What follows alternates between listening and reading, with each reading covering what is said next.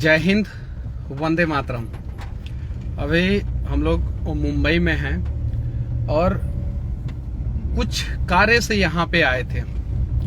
शाहरुख खान के बेटे अभी गिरफ्तार हुए हैं और शाहरुख खान, जिसे हम लोग सेलिब्रिटी कहते हैं, अमिताभ बच्चन जो कमला पसंद का एडवर्टाइजमेंट कर रहे हैं, उन्हें हम लोग सेलिब्रिटी कहते हैं। जो शाहरुख खान रॉयल स्टेज का, रॉयल चैलेंज का जो दारू आता है, उसका एडवर्टाइजमेंट करते थे। रणवीर, ये देखिए, कुछ चीजों को दिखाना चाहता हूँ। ये देखिए, पहले ये देख लीजिए आप लोग। पता है, मैं जिस क्षेत्र में हूँ उसको मुंबई फोर्ट कहते हैं। और जब यहाँ पे आइएगा ना, तो देखिएगा कि सारी बिल्डिंगें जो भी है, जो भी दिख रहा है ना, वो सारी की सारी बिल्डिंगें जो है ना, वो पुरानी पुरानी बिल्डिंग है। सब अंग्रेजों के बिल्डिंग है। और वो सारी बिल्डिंगें जो है ना, अभी तक भी सही सलामत है। आखिर हमारे सिस्टम को हुआ क्या कि अंग्रेजों के समय का बनाया हुआ सारा बिल्डिंग जो है वो सही सलामत है। और वही था ना, जो मैंने आप लोगों को दिखाया, इंटरनेशनल क्रूज और क्या नाम था, वहीं से शाहरुख खान के बेटे को पकड़ा गया था।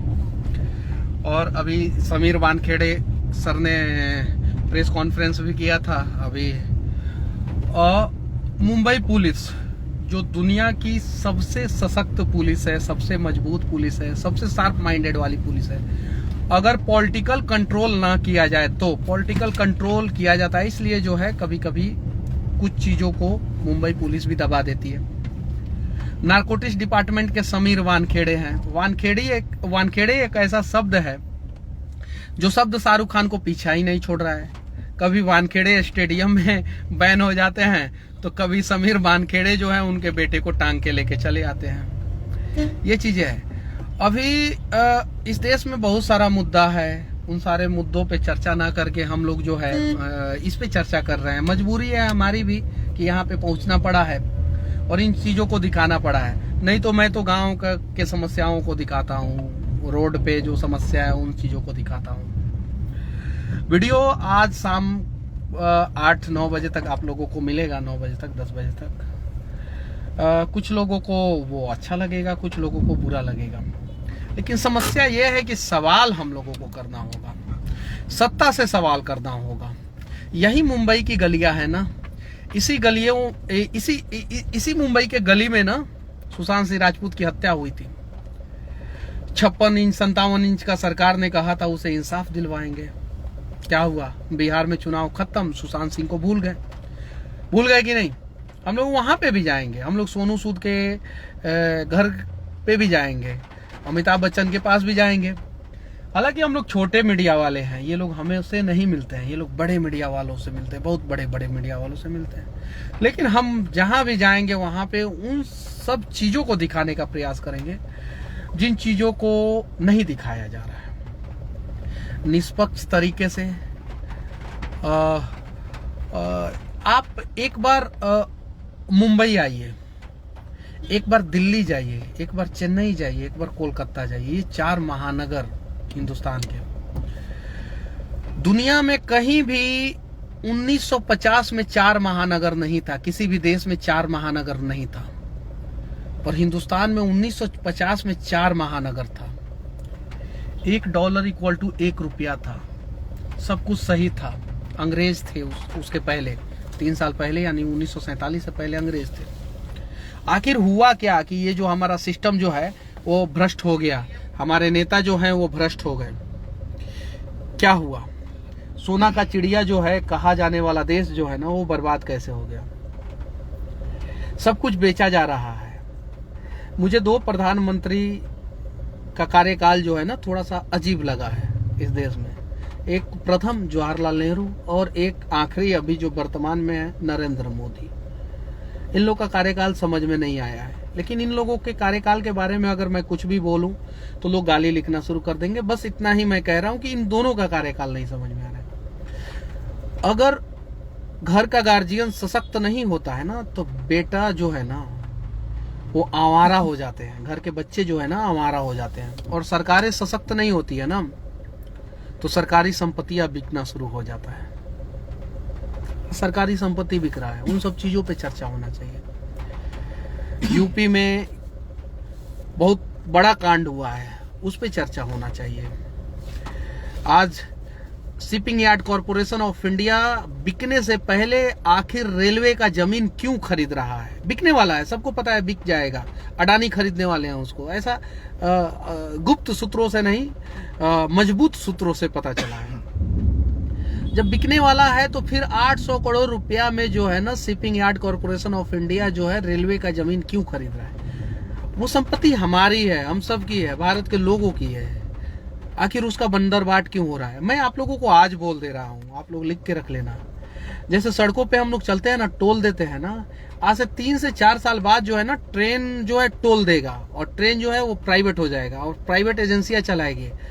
पटना से चला इलाहाबाद तक का, तो इलाहाबाद तक, पटना से इलाहाबाद में 70-70 किलोमीटर पे हर स्टेशन पे टोल लगा रहेगा। ट्रेन गुजरा, ऑटोमेटिक फास्ट टैग लगा रहेगा, उसके शीशा पे टोल कट गया।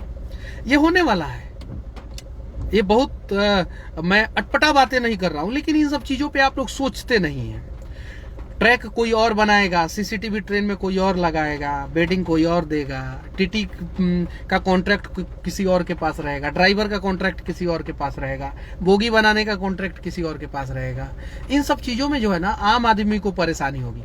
कुछ लोग कहते हैं कि सरकारी अधिकारी काम नहीं करते हैं, इसलिए जो है प्राइवेटाइजेशन करना जरूरी है। तो सरकारी अधिकारी अगर काम नहीं करते हैं तो कहीं नहीं तो कहीं सरकार सशक्त नहीं है, तब ना सरकारी अधिकारी काम नहीं करते हैं। यही सरकारी अधिकारी केरला के आप जाके देखिए, ईमानदारी से काम करते हैं। अब जाके देखिए मद्रास के, तमिलनाडु के सरकारी अधिकारी ईमानदारी से काम करते हैं। और हिंदुस्तान में एक बृहत मुंबई कॉरपोरेशन है, बीएमसी है, जो जितने भी महानगर है उसमें सबसे अच्छा काम करता है। इंदौर महानगर पालिका सबसे साफ है। क्यों?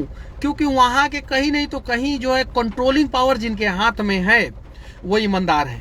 यानी हमारी सरकार जो है सशक्त और ईमानदार हो जाएगी ना, तो सरकारी अधिकारी ईमानदारी से काम करना शुरू कर देंगे। फिर सरकारी संपत्तियों को बेचने की भी जरूरत नहीं पड़ेगी। हम देश नहीं बिकने देंगे और देश की सारी संपत्तियों को बेच देंगे, ये तो नहीं चलेगा ना।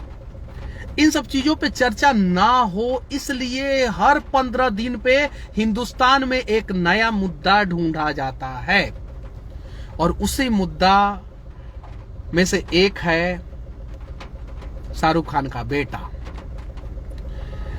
आखिर वो क्रूज जिस पे वो पकड़ा गया था, उनका लड़का, वो क्रूज क्यों छूट गया? उस पर चर्चा होना चाहिए। वीडियो में आप लोग देखिएगा मेरे, इन सब चीजों पे निष्पक्ष होना पड़ेगा हमें। हम जिधर खड़े होंगे उधर पार्टियां खड़ी होंगी, और हम देश की तरफ खड़े होंगे। हमारी मानसिकता गुलाम है। आज हमें पार्टियां मजबूर करती है। तुम ये सोचो, अगर हमारी पार्टी के नेता जो है ना, वो कह दिए कि सलमान खान को भारत रत्न देना चाहिए, शाहरुख खान को भारत रत्न देना चाहिए, आर्यन खान को भारत रत्न देना चाहिए, अमिताभ बच्चन को भारत रत्न देना चाहिए, रणवीर सिंह को भारत रत्न देना चाहिए, तो हम कहेंगे हाँ हाँ जरूर, कुछ तो अमिताभ बच्चन में है, इसलिए भारत रत्न का मांग कर रही है हमारी पार्टियां। यानी हमारी मानसिकता गुलाम है। हम अपने दिमाग से नहीं सोच रहे हैं। हमें सोचना चाहिए कि अमिताभ बच्चन कमला पसंद का प्रचार करने वाले कभी महानायक नहीं हो सकते, हमारे पसंदीदा एक्टर नहीं हो सकते। हम सोचेंगे शाहरुख खान जिनका बेटा जो है ना ड्रग्स लेता है, जो बहुत सारे गलत काम करते हैं शाहरुख खान, वो हमारे रोल मॉडल नहीं हो सकते। हमारे रोल मॉडल जो है कभी भी होंगे तो सोनू सूद जैसे लोग होंगे। तो इन सब चीजों को सोचना होगा। यहाँ पे तो मुकेश अंबानी इस देश के सबसे ईमानदार व्यक्ति है, सबसे ईमानदार व्यक्ति हैं, और वो इतने ईमानदार हैं कि उन्होंने ईमानदारी से धन संपत्ति अर्जित किया है और इस देश का सबसे महंगा घर भी बनवाया है, ईमानदारी से अर्जित किया है। हम उनको बेईमान कैसे कह सकते हैं?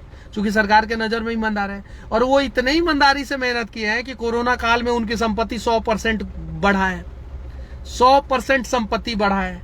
अडानी साहब का संपत्ति बढ़ा है कोरोना काल में कुछ तो 168% के आसपास, 168% के आसपास। आखिर जब देश के लोगों के पास पैसा नहीं था तो फिर ये लोग कैसे कमा लिए पैसा? आखिर जब हम डेटोल खरीदे नहीं, फॉर्चून का refine, Adani brand Fortune refine खरीदे नहीं, तेल पिए नहीं, तो फिर ये लोग इतने अमीर कैसे हो गए? इन सब चीजों पे चर्चा होना चाहिए।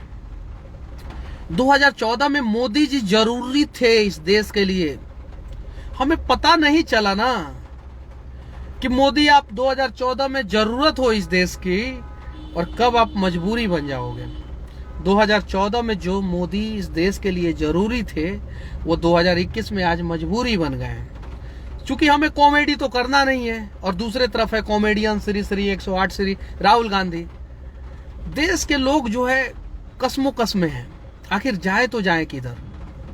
एक मीडिया मोदी के खिलाफ कुछ भी करे, अच्छा काम भी करे तो भी खिलाफ, धारा 370 हटाए तो भी खिलाफ, पाकिस्तान पे अटैक करवाए तो भी खिलाफ, और देश को बेचे तो भी खिलाफ। और एक मीडिया हाँ कुछ तो सोच समझ के कर रहा है, कुछ तो मोदी जी बहुत अच्छा कर रहे हैं, मोदी जी बहुत अच्छा। ऐसे नहीं चलेगा।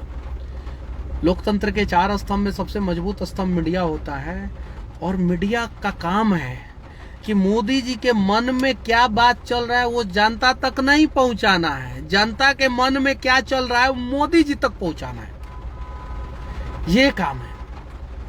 बड़ा बड़ा शो लेके आते हैं, नेता को बैठाते हैं, नेता को लड़ाते हैं, बकचोदी कराते हैं, फिर देश के लोग सुनते हैं कि हमारे संबित पात्रा ने, हमारे गौरव वल्लभ और क्या क्या नाम है, उन लोगों ने क्या सोचा है, क्या सोच रहे हैं, और उस हिसाब से हम सोचते हैं।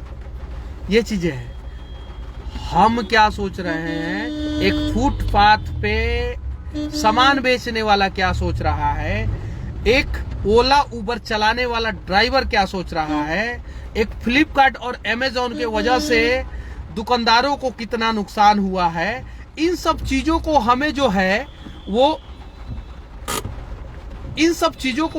है वो नेताओं तक पहुंचाना होगा।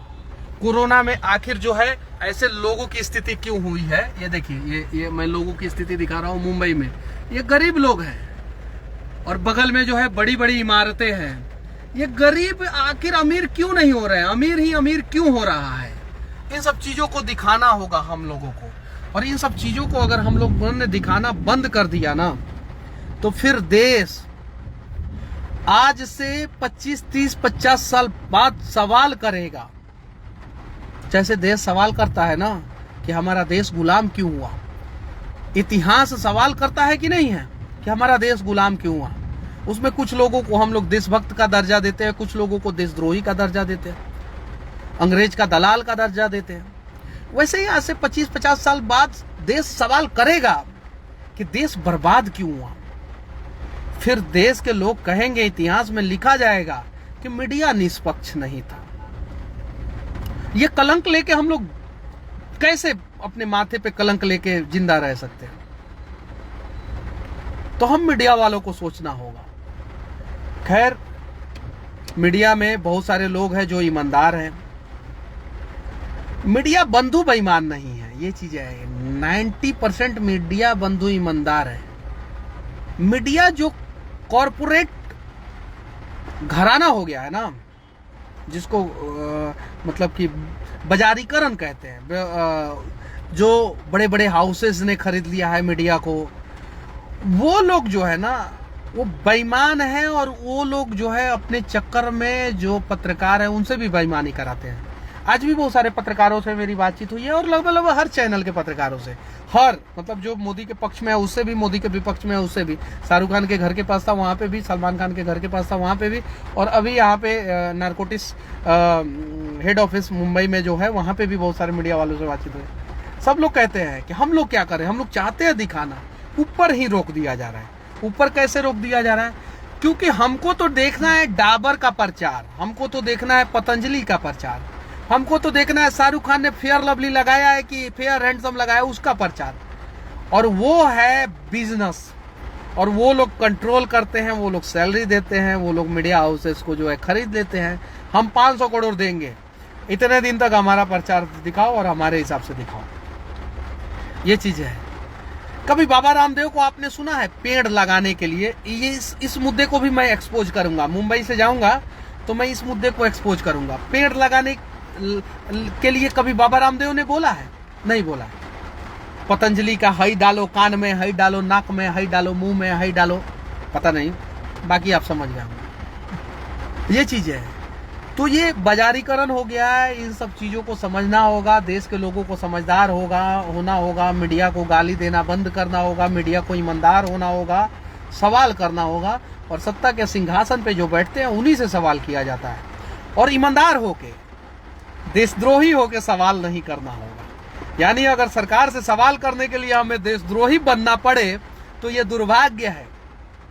ईमानदार बन के भी आप सरकार से सवाल कर सकते हैं और अच्छे ढंग से कर सकते हैं। तो इन सब चीजों को समझे, और हो सके तो देखिए यहाँ पे जो है अभी मुंबई की ट्रैफिक जो है, यहाँ पे देखिए पुलिस वाले हैं, ये भीग के जो है ना ट्रैफिक को कंट्रोल कर रहे हैं, और हम पुलिस वालों को बेईमान कहते हैं। क्यों बेईमान कहते हैं? उसके पीछे रीजन है, क्योंकि पुलिस वालों को कंट्रोल जो है हमारा सिस्टम करने लगता है, और सिस्टम को कंट्रोल जो है हमारे नेता करने लगते हैं। उस समय जो है पुलिस वालों को बेईमान बनना पड़ता है।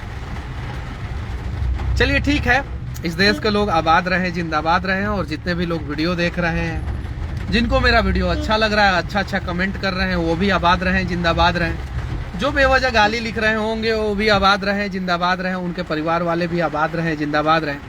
बाकी मिलते हैं थोड़ी देर में कुछ प्री रिकॉर्डेड वीडियो के साथ, जिसको मैं अभी डालूंगा फेसबुक पे। आप लोग देखना और अपना विचार जो है निष्पक्ष होके जरूर देना, निष्पक्ष होके। मैंने क्या गलत बोला है, क्या सही बोला है, क्योंकि इस देश में जो है ना, जब कुछ नहीं होता है तो हिंदू मुसलमान कर दिया जाता है। ऐसे ऐसे आर्यन खान को पकड़ के जो है जेल में डाल दिया जाता है, रिया चक्रवर्ती को पकड़ के जेल में डाल दिया जाता है। तो इन सब चीजों से ऊपर उठना होगा, सोचना होगा, समझना होगा। बाकी जय हिंद।